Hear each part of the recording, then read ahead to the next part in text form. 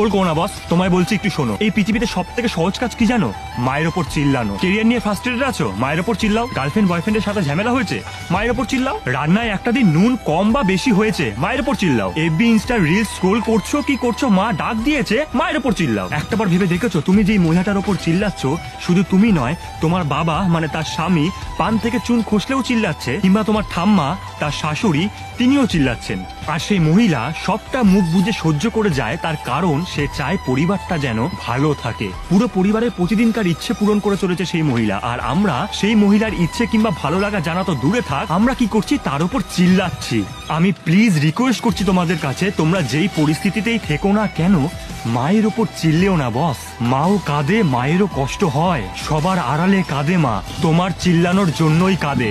হ্যাঁ, একমাত্র তোমার চিল্লানোর জন্যই কাঁদে। মানুষ বেঁচে থাকতে গুরুত্ব দাও বস, মরে যাওয়ার পর তার মর্ম বুঝে কোনো লাভ নেই, বিশ্বাস করো, কোনো লাভ নেই।